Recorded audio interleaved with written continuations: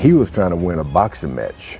I was trying to kill that guy. George Foreman hit so hard that some legends believed he deserved to die. From Evander Holyfield, who wanted him gone after Foreman nearly shut his body down. He hit me one time, and my feet froze up like this. To Joe Frazier, who swore Foreman humiliated him so badly he wanted revenge forever. He punched good.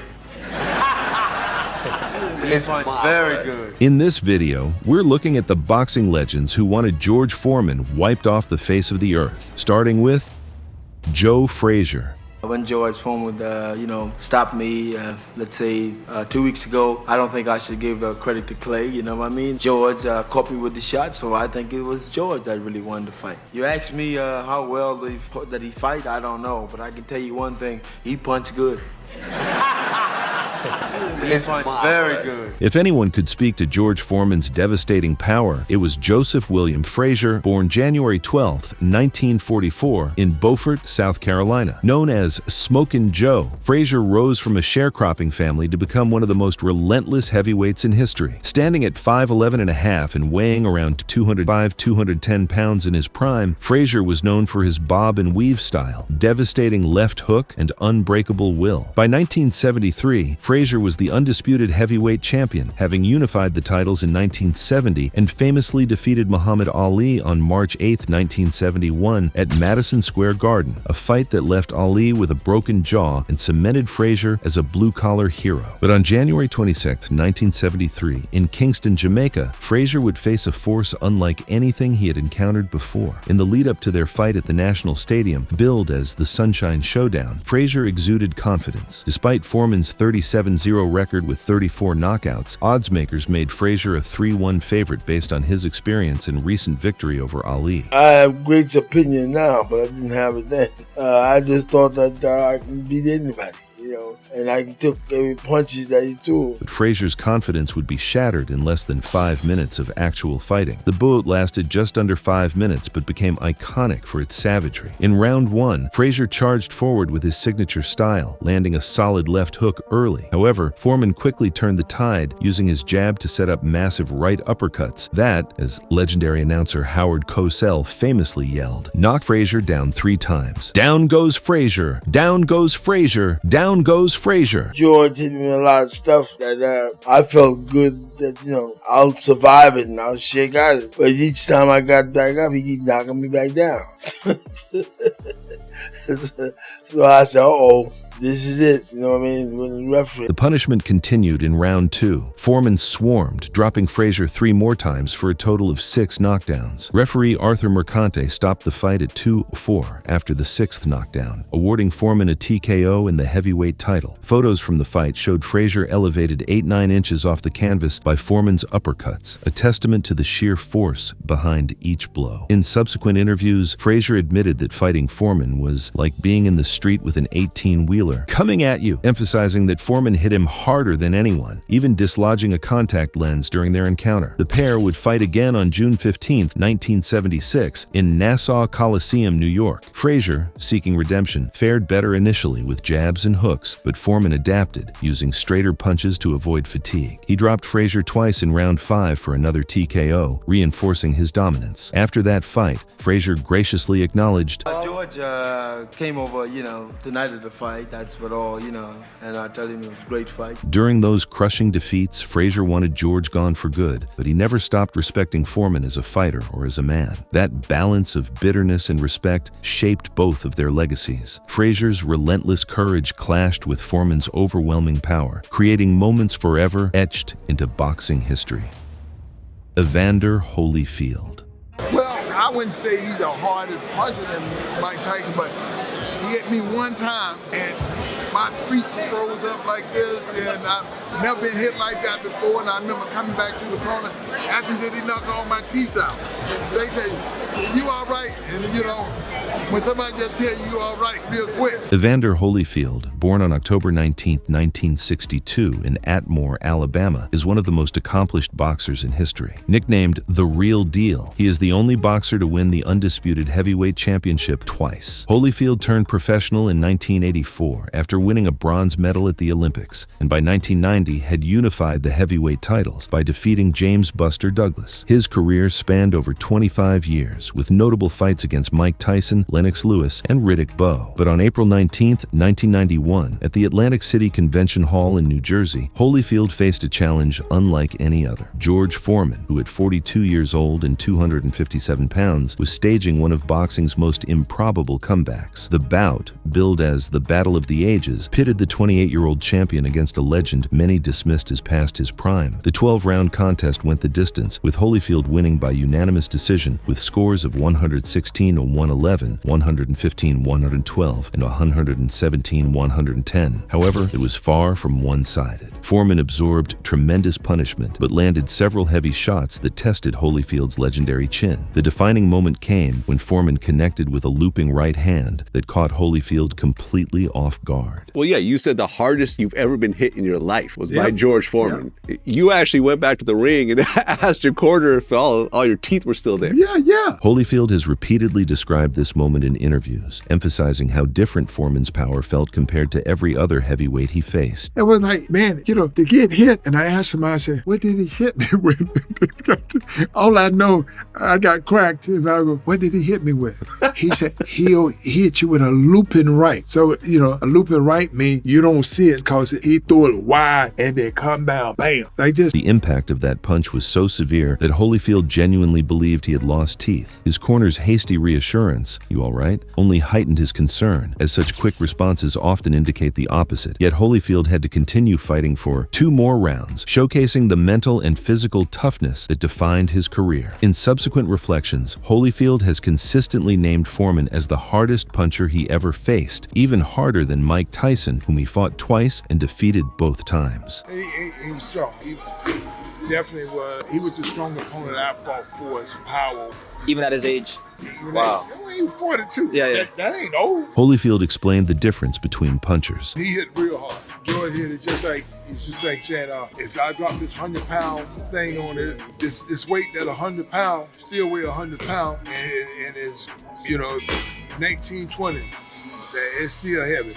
Let it go, bam. It hurt. The fight taught Holyfield valuable lessons about boxing strategy and the deceptive nature of Foreman's style. I pulled back, and by the time I pulled back from the shot ain't got done yet. Bam! I bring my head back because that's how slow he is. His timing, but he got right time. He know that you gonna come back at the right time because he's supposed to miss me, and I come back. When I come back, it's coming. Holyfield survived Foreman's power, but that didn't mean he didn't want him gone. Foreman was a massive threat to every champion of that era. His timing, his strength, and the way he turned slow punches into brutal traps made him a danger that never faded, no matter how old he got. Holyfield respected him, yes, but he also wanted him out of the picture, and he wasn't the only one. Another legend would soon learn why facing George Foreman felt less like a boxing match and more like stepping into a storm.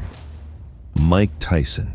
It didn't look like that. This is the hardest hitter I've ever been in the ring with. You'll fight, say, I've had about 60 or more boxing matches. Right. And you only meet 3 genuine punches throughout your career. Mike Tyson, born June 30th, 1966, is one of the most iconic and feared heavyweights in boxing history. Known as Iron Mike, he became the youngest heavyweight champion at age 20 in 1986 and dominated the late 1980s with his explosive power, intimidating presence, and peekaboo fighting style. With a professional record of 50 wins, 6 losses, and 44 knockouts, Tyson's one-punch knockout ability was legendary, exemplified by his 91-second demolition of Michael Spinks in 1988. Yet when it comes to pure, overwhelming power, even Mike Tyson acknowledges that George Foreman was in a league of his own. In a 2023 interview with Fight Camp, Tyson named Foreman as the heaviest puncher in heavyweight history, elaborating on why he couldn't match Big George's devastating force. Tyson's admission speaks volumes. Standing at 5'10" and weighing around 220 pounds in his prime, Tyson relied on explosive speed, head movement, and combinations to overwhelm opponents. Foreman, at 6'4" and often over 250 pounds, generated power through sheer mass and leverage. His punches were like sledgehammers, derived from his massive frame and long arms that amplified amplified force with every blow. In various interviews throughout his career, Tyson has consistently placed Foreman at the top of the power hierarchy. Yet even among these legendary punchers, Tyson maintained that Foreman's power was unmatched due to his size advantage. As Tyson explained to various interviewers over the years, much of the perception around his own power came from his speed, his ability to land combinations before opponents could react, rather than the mass-driven force that Foreman possessed. The two heavyweight icons never fought each other, as their primes didn't overlap. Tyson peaked from 1986 to around 1990, while Foreman retired in 1977 and returned in 1987. However, promoters hyped a potential matchup during Foreman's 1990s comeback. Tyson has admitted he was intimidated by Foreman, with his legendary trainer Cus D'Amato reportedly advising that a swarmer style like Tyson's wouldn't fare well against a clubber like Foreman, who could absorb punishment and deliver devastating counters. I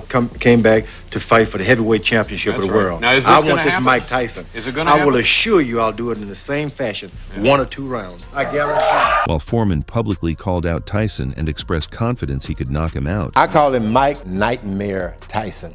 That guy was a nightmare in the ring. I mean, really, if he missed you with his left, then missed you with his right, he'd bite you. I didn't want to have anything to do with that guy. this mutual respect and mutual wariness defined the dynamic between two of boxing's most feared punchers. Tyson's acknowledgement of Foreman's superior raw power reflects his own understanding of boxing's physics. While speed and technique made Tyson exciting and effective, nothing could replicate the bone-crushing force generated by Foreman's massive frame. As Tyson himself put it, Foreman was a knockdown heavy puncher, the heaviest. Muhammad Ali. The story of Muhammad Ali and George Foreman is one of boxing's greatest tales of transformation, from bitter enemies to brothers in faith. It began with one of the most iconic fights in sports history and evolved into a friendship that transcended the brutality of their encounter. In the early 1970s, Ali was already a global icon. The brash, beautiful fighter who had won the heavyweight title in 1964, converted to Islam, refused induction into the military during the Vietnam War, and spent 3.5 years banned from boxing during his athletic prime. By 1974, he was 32 years old and hungry to reclaim the title he never lost in the ring. George Foreman was everything Ali wasn't. At 25, he was the undefeated heavyweight champion with a perfect 40-0 record and 37 knockouts. Where Ali was poetic and playful, Foreman was silent and menacing. Where Ali represented the counterculture and black empowerment, Foreman was seen as the establishment, especially after waving an American flag at the 1968 Olympics, while other black athletes raised their fists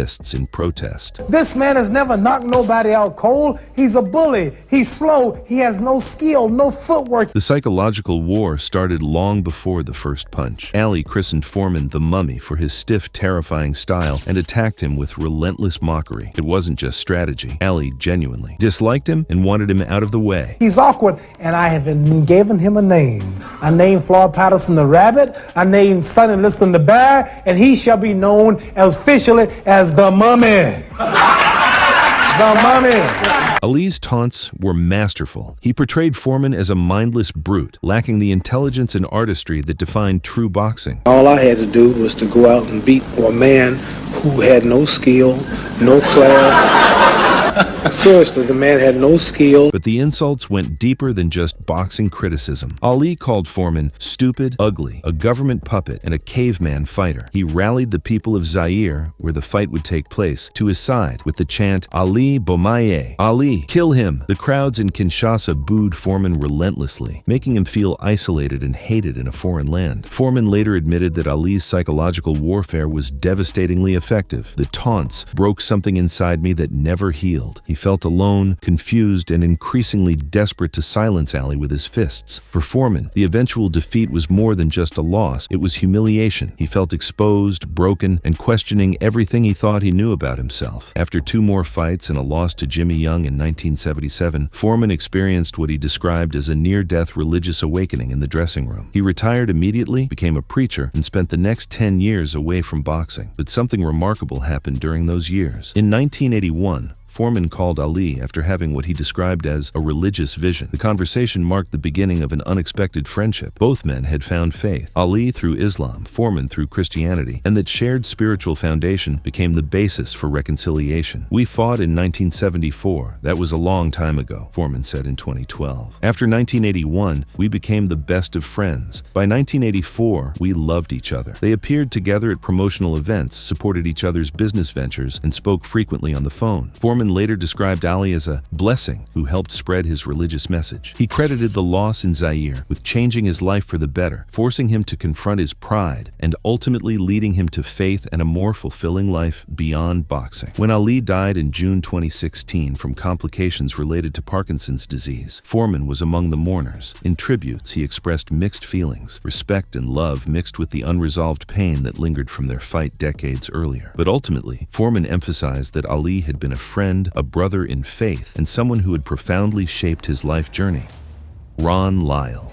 Few fighters in history ever pushed George Foreman to the edge of himself. Ron Lyle was one of them. And after the two shared one of the most violent battles in heavyweight history, Lyle walked away, believing Foreman was a man who had no business being allowed to keep destroying people. Their rivalry didn't start as personal hate. It became personal the night Foreman almost erased him from the sport. Before their 1976 clash, Lyle was known as one of the toughest heavyweights alive. He survived prison, street violence, and some of the hardest punchers of the era. Nothing scared him, nothing broke him, but even he admitted that facing George Foreman felt different, like stepping into a ring with someone built for damage. Their fight at Caesar's Palace became an instant classic. It wasn't just dramatic, it was chaotic, unpredictable, and so dangerous that trainers and officials feared someone could get seriously hurt. The bout featured 5 knockdowns in 2 rounds, and every punch carried the weight of a sledgehammer. Ring Magazine, which later listed it among the greatest heavyweight fights ever, described it as a battle where both men took turns staring at the edge of defeat. Ron Lyle knocked Foreman down twice, something even Joe Frazier couldn't do in 2 fights. But Foreman kept coming forward with an expression Lyle would later describe as a man possessed. Foreman's counterpunches were so heavy, Lyle said he couldn't feel his legs when they landed. That's not exaggeration. That's Foreman. After Lyle nearly stopped Foreman, the fight swung violently the other way. In the famous 5th round, Foreman unleashed a barrage that forced the referee to step in. The official stoppage didn't change how Lyle felt. In his interviews afterward, he made it clear George Foreman wasn't just strong, he was dangerous in a way that made Lyle question why boxing continued allowing him to step into the ring. Foreman later said of that night, "I only won because I refused to die." To Lyle, that wasn't a compliment. It was the exact reason Foreman needed to be stopped. A man who fights with that mentality isn't trying to win rounds, he's trying to end something. And Lyle, who prided himself on discipline and technique, believed Foreman was a destructive force with no off switch. If Ali called him the Mummy, Lyle saw him as something worse, a man whose power was too raw for the heavyweight division. After surviving that war, Ron Lyle joined the long list of boxing legends who believed Foreman should have been removed from boxing long before age slowed him down, not out of jealousy, but because they felt one day someone wouldn't get up. Teddy Atlas. And the thing that through the whole camp, people say, you think he can win a fight? He ain't trying to win a fight. He's trying to win a life back. He's trying to win a freaking life back. Do you understand? And he's not trying to win a decision. He knows what he has to do. Teddy Atlas, born July 29th, 1956, is a legendary boxing trainer who has worked with 18 world champions, including a young Mike Tyson under the mentorship of Cus D'Amato. Atlas trained Tyson from ages 12 to 18, helping shape him into the ferocious heavyweight who became the youngest champion in history at 20. However, their relationship soured in 1982 after a personal incident involving Atlas's family, leading to ongoing tension. Despite his history with Tyson, Atlas holds George Foreman in exceptionally high regard, so much so that he considers Foreman the greater fighter overall. In a January 2024 Vlad TV interview, Atlas drew parallels between the two fighters, but argued that Foreman surpassed Tyson in the most important way, the ability to face and overcome his deepest shortcomings. But very similar, and similar backgrounds where they came from. But Foreman got exposed that night by Ali, that his power wasn't enough. What else you got, George? I don't got nothing else. Atlas's admiration for Foreman is rooted in the Rumble in the Jungle in 1974, where a young, undefeated Foreman was psychologically dismantled by Muhammad Ali in Zaire. Ali's rope-a-dope strategy exposed Foreman's reliance on raw power, leading to an 8th-round knockout loss that broke him mentally. Foreman retired in 1977 at age 20. 28, turning to Christianity, becoming a pastor, and spending a decade away from boxing. And George realized that he gave in that 9th round. He gave in to a certain point. Yeah, he got hit a right hand. Yeah, he pirouetted around the ring and he fell. But he also realized that he gave in. He had to live with that. What a man. Foreman returned in 1987 at age 38, not primarily for money, but to reclaim his identity and exorcise the ghosts of his past. Atlas was in Michael Moore's corner as his trainer during the 1994 fight, where Foreman, at 45, reclaimed the heavyweight title with a 10th round knockout. Atlas admits underestimating Foreman's resolve, noting that Foreman wasn't just chasing a title, he was on a quest for personal redemption. And when he came in that ring with the same trunks that he wore in Zaire, oh my God, I would never show it to my fighter because you can't. My heart dropped. And I said, oh my God, because he's facing everything he had to face. This is where Atlas draws the crucial distinction between Foreman and Tyson. And that's the one difference with him and Mike Tyson. And yeah, I'll say it. Call me a hater again. Come on, go ahead. But that's the one thing, that's why he's greater. He's greater for me than Tyson. And Tyson's great, but he's greater because he could face that. Atlas argues that while both fighters came from troubled upbringings and possessed devastating power, Foreman confronted his flaws: arrogance, over-reliance on power, and emotional breakdown, while Tyson avoided introspection, leading to self-destruction through prison time, substance abuse, and the infamous ear-biting incident. Tyson could never face those shortcomings. And George faced it. And he faced it. He got in that ring and he exorcised the ghost of Zaire that night. And he got down on his knees and he looked up and, and then he went and made $200 million for the grills and the rest is history. Atlas frames this as redemption being a powerful word, with Foreman fighting to win a life back, not just a bout. This perspective aligns with Foreman's own accounts in his books and interviews, where he credited his faith for transforming him from a mean, bitter fighter into a joyful family man and entrepreneur who sold over 100 million George Foreman grills. Lennox Lewis.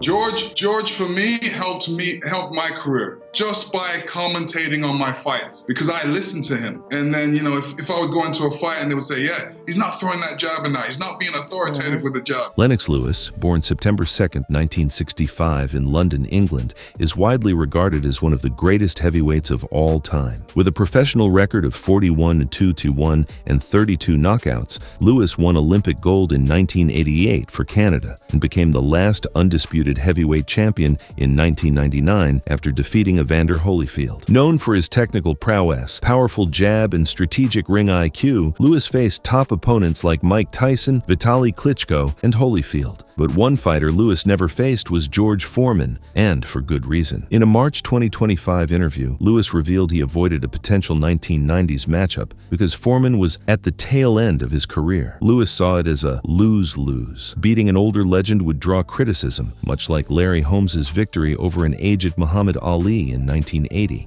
and he respected Foreman too much to risk tarnishing his legacy. Instead, Lewis benefited from Foreman's wisdom in an unexpected way. Through his work as an HBO commentator from the 1990s to the early 2000s, Lewis treated Foreman's broadcast commentary as constructive feedback to improve his performance in subsequent fights, explaining, "In my career, he was a mentor from afar. I would listen to the things George said about me and use that to improve myself. If I watched a fight back and heard him say, 'Lennox is not throwing enough jabs,' I would go back to training camp and make sure I corrected that for my next fight." Lewis's application of Foreman's advice was methodical and strategic. In heavyweight boxing, the jab is crucial for tall fighters like Lewis, who modeled his style after Ali and Larry Holmes. Foreman's critiques likely stemmed from his own fights. As a power puncher who faced jab-heavy opponents, he understood its disruptive potential. Lewis's improved jabbing contributed to his dominance, such as in his 1997 rematch with Oliver McCall, where refined technique led to a TKO win. What made Foreman's commentary so valuable was his authenticity. As an HBO analyst, Foreman was folksy and direct, often often focusing on details like fighters' moisture levels or jab authority. This made his advice practical and relatable. Lewis appreciated that Foreman could provide unbiased, experienced input without the ego of a trainer, noting he knows he's been there.